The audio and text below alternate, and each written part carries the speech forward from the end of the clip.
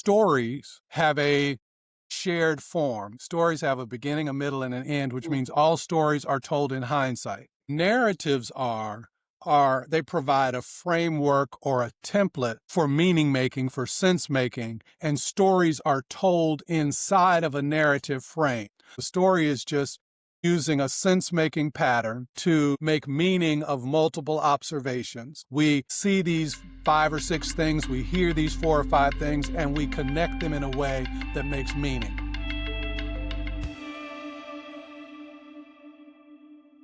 Hi, everyone. Welcome to the Wicked Truth Podcast, Third Things First. I'm Suzanne Ross, your host for conversations with peacebuilders who have learned through long experience how to free communities caught in conflict for something better. When conflicts bog us down, it's because two sides are going head to head. My side, the right side, and the other side, which is always dead wrong. So, to diffuse rivalry and delegitimize violence, seasoned peacebuilders introduce a third thing into the mix, a work of art that creates an opening to imagine something the rivals haven't thought of before. So I hope you'll find renewed hope and imagination here with our guests as they share their experiences living with conflict and finding abundant life. Today, it is my pleasure to welcome Dr. David Anderson Hooker to Third Things First.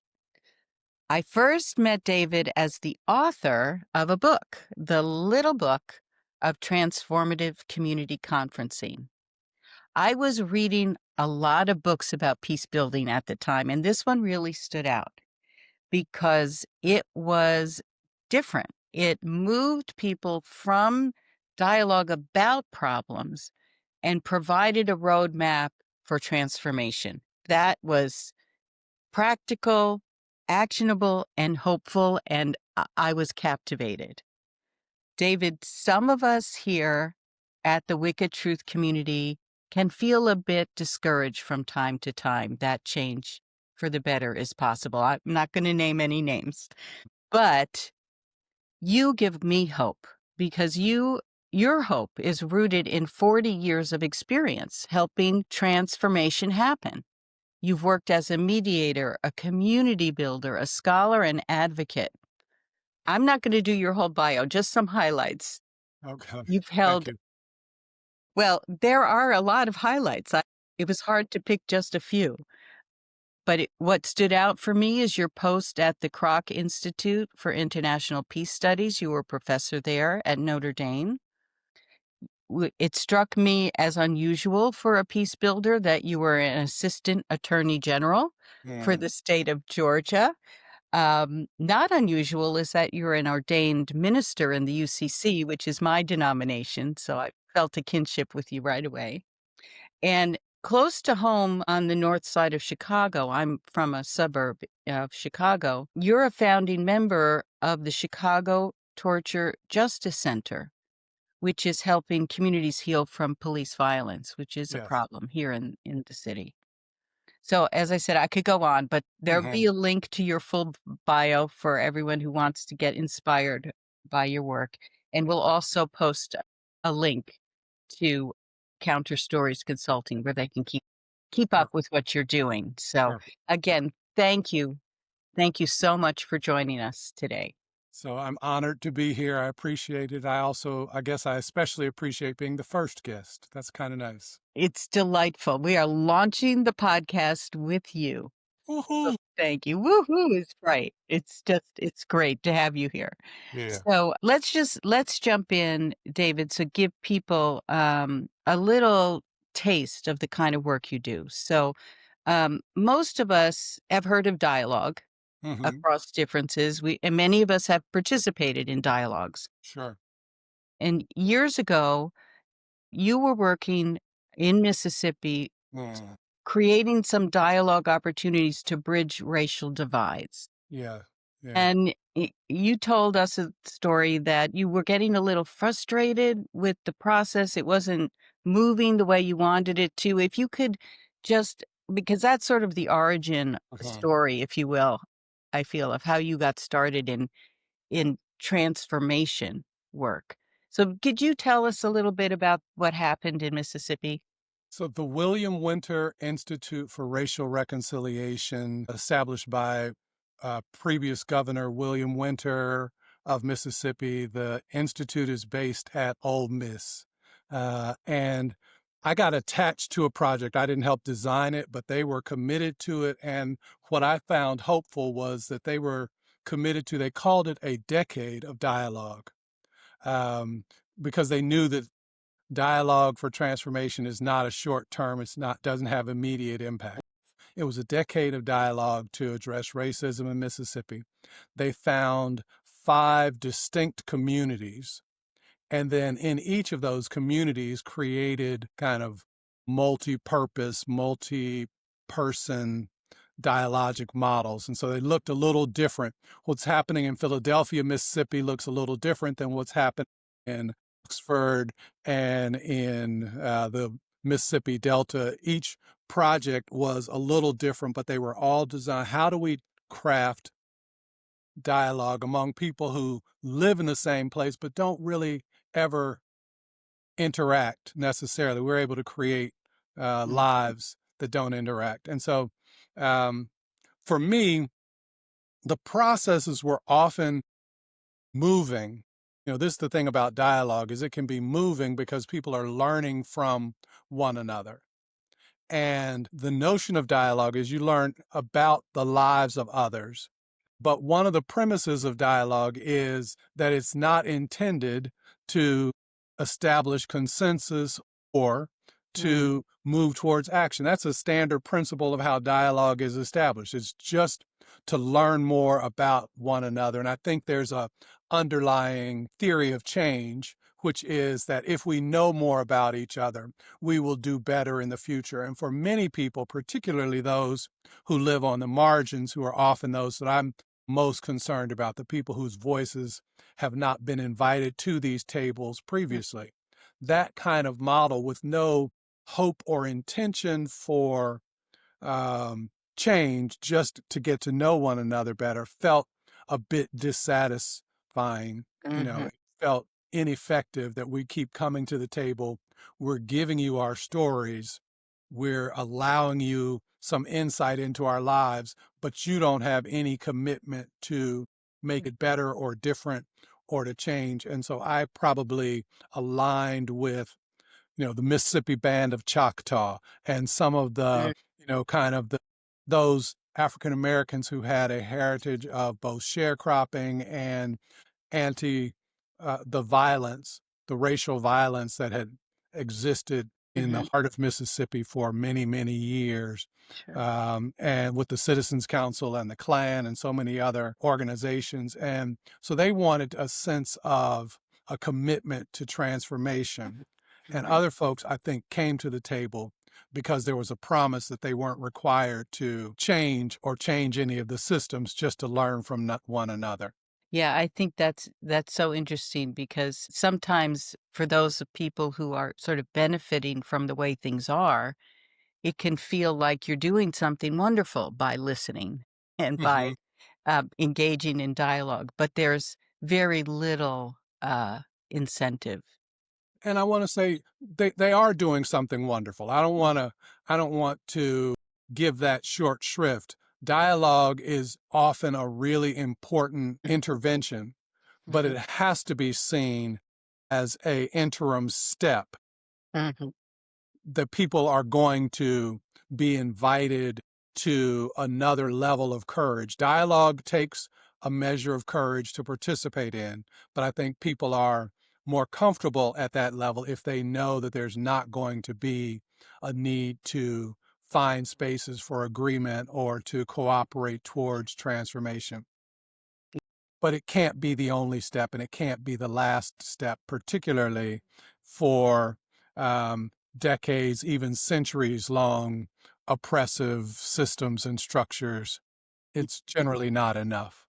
exactly. Yeah, I think what I'm learning from you is dialogue is important, but not sufficient. It's Necessary but not not sufficient. sufficient. Yeah, yeah, that's what they would Exactly. say. Yeah, yeah. Yeah. And so, not the first step, but then to keep stepping, to keep Mhm. moving, the idea behind your approach is called narrative transformation, Yeah, right? That's one of yeah, the yeah, big ideas. yeah, yeah. And so I'm wondering if you could sort of introduce folks to the idea of what is narrative Mhm. and maybe why that is important if you're taking that next step and seeking a process for transformation. So I make a distinction. A lot of people use narrative and story s as though they're interchangeable, as though Mhm. they both mean the same thing, and I think there's a really important distinction. And so let me try it this way. Stories have a shared form. They have a beginning, a middle, and an end. Stories have a beginning, a middle, and an end, which Mm. means all stories are told in hindsight. Hmm.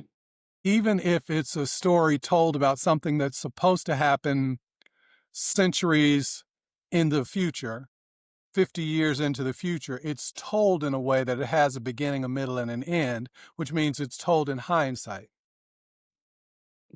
What narratives are they provide a framework or a template for meaning making, for sense making, and stories are told inside of a narrative frame.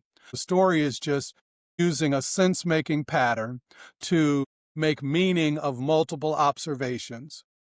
Chronologically, coincidentally, we see these five or six things, we hear these four or five things, and we connect them in a way that makes meaning. So I tell my story. If I have a victim narrative, then when I'm making a connection between multiple observations, the narrative frame is what gives it the meaning making, what gives it the strength. We children before they have adopted kind of societal narratives still have the capacity to tell stories, which is why something like "Hey diddle diddle, the cat and the fiddle, the cow jumped over the moon" is a story that they can tell because it doesn't have a framework that's tethered to a reality. But once they've embraced the various narrative frames, then they understand that stories are supposed to go a certain way. Yeah. And so um, the narrative transformation, a lot of times in dialogue, we share stories. In mediation, we share stories. We invite people to share stories, all of which is in hindsight.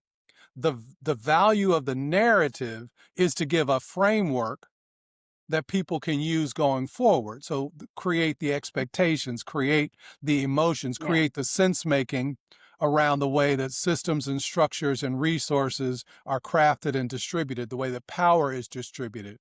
That Mhm. has to be embedded going forward in a narrative template. And so Mhm. for transformation, I started off mediation practice, facilitation practice, community practice, Mhm. listening to people's stories, but we didn't have any way to go forward.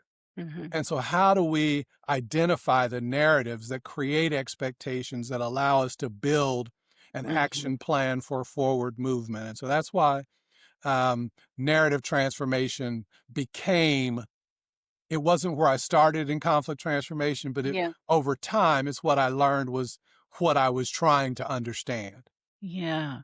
Um, Let me ask just a little bit to clarify some things because well what I'm hearing you say is that a story sort of is bounded. It has a beginning, middle, and end. It's like my life story. I can't change what happened to me. I can tell you my story, but it's done. It's not going to change. But I can interpret then Hmm. my story within a framework, within a narrative framework. And I'm just very interested in that you use the example of victim narratives because I think victimization happens. I mean, it's not just a story. And I do talk a lot about getting stuck in victim narratives and but I'm always being called up to say, but it's real too, isn't it? So, So I want to notice something. You said that your story, your life story is the story. Things have happened and you can't change that. I would say, and Mhm. you can review what has happened in your life and placing it inside of a different narrative frame, you can make meaning Mm, differently of okay. what has happened in the past. Because so the mind, we make observations, we make multiple observations, but we choose among the observations that we make to allow our story to make sense inside of a particular narrative frame. If somebody invites you and can create a context in which you can remember other observations that you hadn't Mm, originally put in that story, then it can change the narrative altogether. Can I digress for just a second? There was absolutely. after Nargis, after the tsunami, um, one of my colleagues was working. She does trauma therapy and humanitarian context, and she was working with a little boy who had, um, while the tsunami was raging, he was holding his grandfather's hand Mm, and he couldn't hold on. He was trying to hold on to a tree and his grandfather. He couldn't hold on and his grandfather went away. And he was telling a story about how bad and weak he was because he had to let his grandfather go. mm, And that's a narrative that he could carry with him forever. And my friend invited him to consider the possibility that even in the midst of a raging storm, he thought enough to hold on to his grandfather. mhm. If you think of it that way, it's a different narrative. It's not the I'm weak narrative. Yeah, And those details are available in the story. But there are other details, if we pay attention to them, we can put them in another narrative, and neither of those are untrue. yeah. The question is, which Mhm. of those is going to be the framework that guides our future? Mhm. That's so important, David, that neither story is more true than the other, but you choose it because um, each story, if you're operating within a narrative framework, the way you describe it, it either limits your choices or opens up choices or gives you different choices, not just to think about yourself, but how you're going to act then.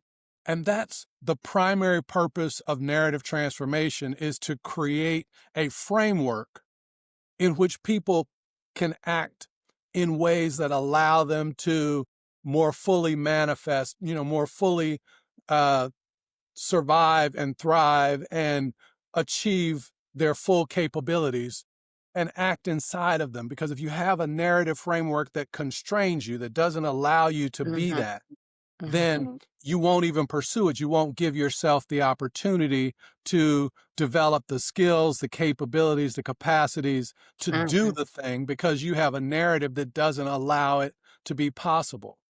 Yeah.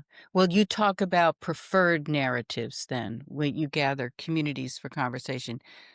How does that work? How do you find a preferred narrative? Well, multiple narratives are operating in the context all the time. So part of the work of transformative community conferencing is to help people identify multiple different narrative streams that are operating at the same time in that context. And each of those narrative streams is shaping a set of behaviors, it's shaping relationships, it's Mhm, giving meaning making to, it's a sense, narratives are sense makers. And so they're giving sense. And so for some, the narratives that they're operating in, it makes sense that certain kinds of people will be marginalized or certain kinds of people will mhm, necessarily have limited access to power or to capacity to make a contribution. But there are multiple narratives that are coexisting. And so we try to identify all of those narratives. And then we invite people to consider as a community, when you hear both the narratives that are shaping your life and the narratives that are shaping other members of your community, do you have a preference as to which of these narratives would shape the future of this community context. And so they're choosing. We're not crafting out of whole cloth. We're not making it up. It's not fiction. It's just those narratives are all Mhm. currently operating. Some just have a greater presence or a greater dominance, or they have a greater control of the mindset. Like we all think domination order is just the natural way of things. But Right. we can see that there are activities, there are relationships that don't conform to that problematic narrative. And so those are also existing. And the question is, if you have a choice, which would you prefer? Right. And so if you prefer this set of narratives over this set of narratives, then this is where the action planning comes in. We get to ask, how would we have to shift relationships, Mm. resource distribution, structures, testimonial authority, so that this other narrative, which is present, becomes our habitual way of thinking and acting and reacting. It becomes our dominant sense maker. So if a narrative of inclusion and belonging is the preferred narrative, what do we have to shift to make that our Mhm. habit? And by making it our habit, then when exclusion is happening, when domination is happening, that no longer makes sense to us. Right. And so we can react to that as though it doesn't make sense. We're trying to create a habitual way of thinking and seeing and being so Mhm. that problematic narratives are more easily seen and rejected as we move forward. Yes. Oh, it's so powerful because I think what you're pointing to is sort of a different way of thinking about what it means to be a human being, Hmm. because we sometimes think we are just this self-contained little Mm-hmm. package. But what you're describing is the way in which we are formed and reformed Mm-hmm. by the stories and narratives we choose to inhabit. And I'm kind of used to thinking about that in terms of the biblical story. I, Yeah. you know that you're a theologian as well, and I think those of us who really look at the Bible as a source of meaning, it's a narrative that's shaping us, that um, Oh, right, that love is stronger than hate, and no, no. no. It's not that there is a narrative in the Bible that's given to us. There's a narrative that we take to our reading of the Bible, because the same scriptural texts that call for the inclusion of the foreigner, taking care, the true religion is taking care of the widow Mhm, and the orphans among us, right? That's a narrative, but there's also a narrative that is about um, punishment and judgment and hatefulness mhm, that's available in those same scriptures. And so the narrative that we take to the scriptures allows us to then call on the God that we have constructed in order to do the things that we want to do. Right now, in these failing to be United States, um, there are people who are using Christian narratives to explain why they are casting out immigrants and denying people who are gender fluid the access to health care, and mhm, making it okay for other people to be denied such things as food and housing. They have a theological narrative that makes that make sense. And I don't want to suggest that the Bible gives them that. It's what they take to the Bible, and they mhm. go and find the passages that reinforce the narrative that they got when they got there. Right. Yep, and I just exposed my narrative that there's a right way to read the Bible and a wrong Sure. way, and that's gonna Absolutely. get me in conflict. Well, it's just to notice. So when you're reading it and somebody else is reading it a different way, Yeah. it's to be able to notice with them. Yeah. Like when I read the Bible, I am trying to understand that there is a God who's committed to the Mhm, details of our lives, who's concerned about our loving and flourishing and things like that. And mhm. so when I read it, I'm looking at these particular passages that kind of reinforce that. I'm wondering, for you, what is it about the relationship, your understanding of who God is, so that when you read it, you can see that things like the judgment, the exclusion, the acceptance of the death penalty are all kind of acceptable ways of being in relationship with the rest of humanity. And so you get to invite them to consider what is the narrative that they bring to their theology that you all are opposing. And so it's not like the people are the problem. The problem is the problem, and the problem is that we have multiple available narratives, and the Mm-hmm. ones that some have chosen are about exclusion, and the ones that others have chosen are about Mm-hmm. inclusion and belonging and manifesting full capabilities. So I'm like, where do these narratives come from? And how do you explain why some people choose some over others? So there are a number of places like historical trauma, societal trauma. Mm, When you come out of traumagenic circumstances, people, because human beings are meaning making machines, and so we make meaning of our experiences of individual and collective trauma, and then we take that as our interpretive framework going forward.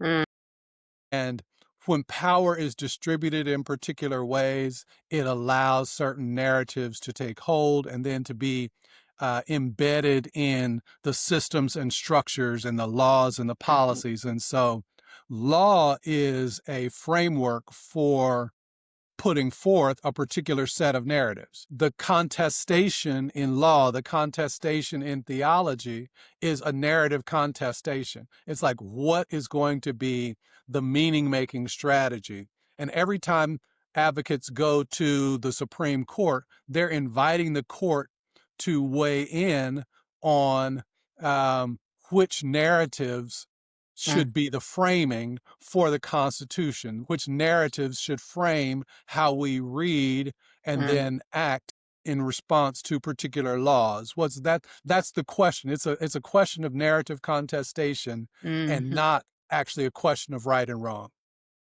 Well, I feel like that's a whole other episode we It could have. is. It is. Yeah, yeah, yeah. But before we finish, I want to ask one more question of you Sure.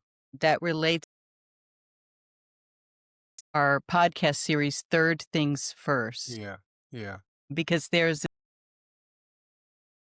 when you're entering into contested spaces where in Right. around in conflict with one another. I Yeah. wonder if you could thing is used. So a third thing is a strip of film or a poem or a sculpting or something like for the context. It exists outside of the conflicting context. In his text called A Hidden Wholeness. And I don't use it exactly the way that Parker does what we were learning from him. But the idea is if I can set a thing in small, I like to use small clips of film Mm, because they have embedded kind of background stories and things like that that they expect you to bring tell you what's there. mhm. And so different people will bring different backgrounds to what they're seeing in front of them. Right. And so when you invite them to say what's happening here, both what's problematic and what's good that's happening here, they get a chance to realize that this movie wasn't made for us. And so there's no um, there's no bias in towards our conflict by viewing this and analyzing it, but we each get to see how we see it differently, what jumps out at us, which observations make the most sense, and that begins to reveal the narratives that shape our meaning making strategy. And Mhm, if we can do that together, mhm, mhm, then we can start to see that obviously the same way that we're interpreting this movie and reacting to it, or mhm, this piece of poetry, or this film, or this piece of stained glass, we're reacting differently to it mhm, based on the narratives that inform how we make meaning in the world.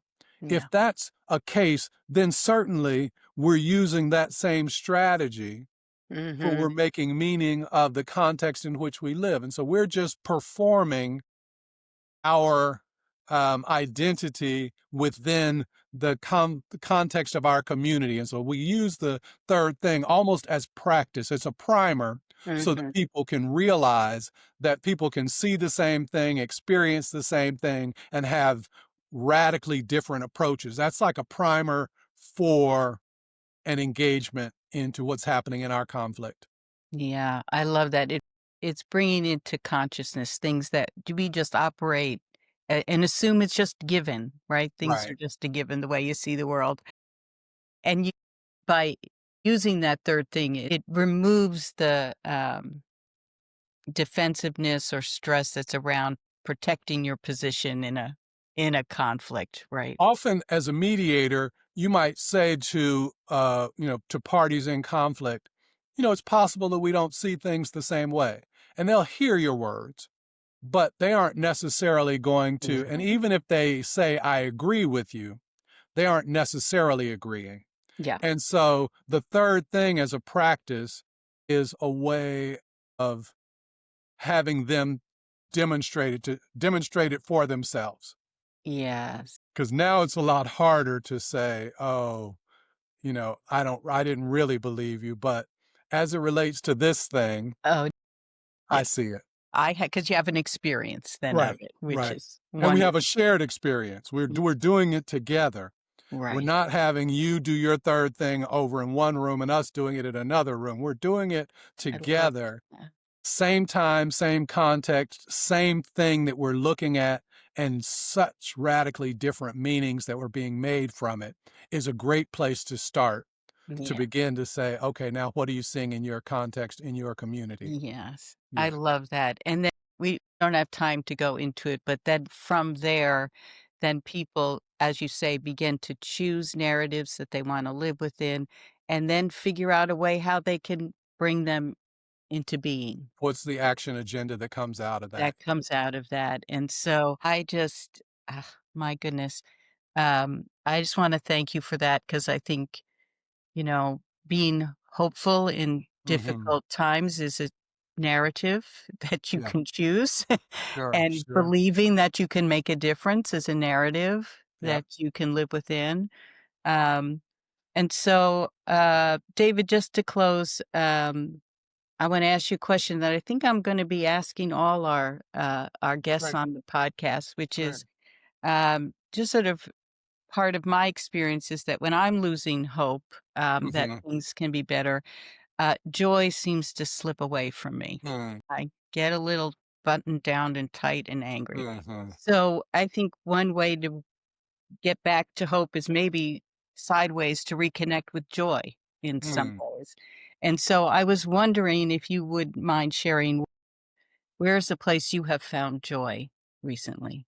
I have the great benefit of doing leadership for social transformation cohort experiences. I get 20 to 25 young people from Mm, all different places around the world, and we come together in a variety of places in India, Switzerland, and Brazil and South Africa. And for 5 weeks, we're looking at what that takes. And then I know that I get to watch them doing amazing work. And mm. so there's a ripple effect. So I get to watch and see and have a sense of joy and kind of a probably unearned pride in watching all of these young folks doing amazing things and their commitment and just their dedication and their perseverance and their creativity and innovation and hopefulness Yeah. gives me hope, gives me joy. And so I see their faces. And then I see faces of people who look like the people that I've worked with. Maybe somebody I don't know, but their face reminds me of somebody who's doing amazing things in the world. And so even that face that previously was unseen gives me joy. Mhm. Oh, I love that. Thank you for sharing. It gives that brought me joy too. The ripple effect. I felt it. That's great. Well, thank you again. I just want to thank the entire Wicked Truth community for joining us today. Again, your full bio will be connected with this interview, and to connect with you, there'll be a link for Counter Stories Consulting, counterstoriesconsulting.com. Yeah. which would be great. And I just want to thank everyone who's been listening to this episode of Third Things First. I hope you found renewed hope that even in the midst of conflict, we can seek and find abundant life. So please visit our website, thewickedtruth.com, to join the conversation and be in community with people like you seeking to change things for the better.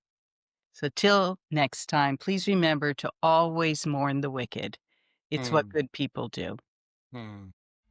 Thank you. Thank you.